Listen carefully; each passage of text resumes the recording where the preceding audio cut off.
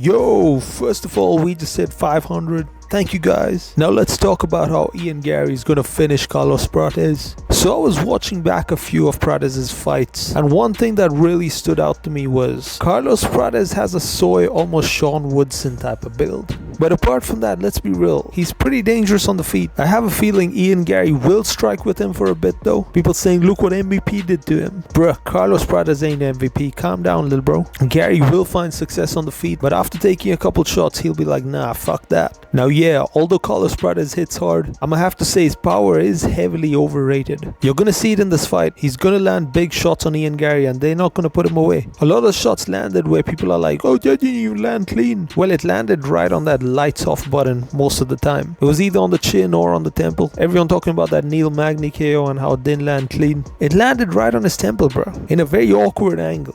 So yeah, that put anyone out. Anyways, even though I think Garry has the ability to strike with him, he's gonna want to take him to the ground because that's where he's levels ahead. I know no one's really taken Prates down in the UFC. The last time someone took him down was in the Contender series as far as I'm aware. People are talking about how, oh, he's a BJJ black belt and he trained for 15 years, so he'll have the advantage, bro. Whoa, spooky BJJ black belt, huh? You mean like Poirier, Morcano, and Pereira? Jeez Louise! So yeah, trust me guys. If y'all thought for a second Prates could get shoved got in a position like this, y'all out of your mind. Now yeah, one thing we gotta talk about is Garry's takedowns aren't the best, so he might struggle a bit there, but there's no doubt in my mind that that's all he's been training this training camp. His takedowns will look better than they ever have. Prates will be training takedown defense as well, but with those long twig legs, there's only so far you can go with that, mate. Also, let's address the cardio for a second. Garry has proven that he has great cardio, and I think we have the science to back up the fact that smoking turns your lungs into mush. We haven't really seen Prates go too long in his fights, not only because he's been knocking people out, but also because it's been a lot of 15-minute fights, a lot of those Muay Thai 15-minute type of fights. Also, those were all striking bouts. There's a difference between like sort of grappling cardio and striking cardio. This will be his first 25-minute fight, and Garry will take him into deep waters. He would have smoked about 1,000 cigarettes during this training camp, and it's all gonna come down to bite him in the ass in this one. There's only gonna be 3 fighting nerds left after this fight. As y'all know, they conveniently remove the nerds that lose. Well, they all loser nerds anyways. But yeah, that's what I think of this fight.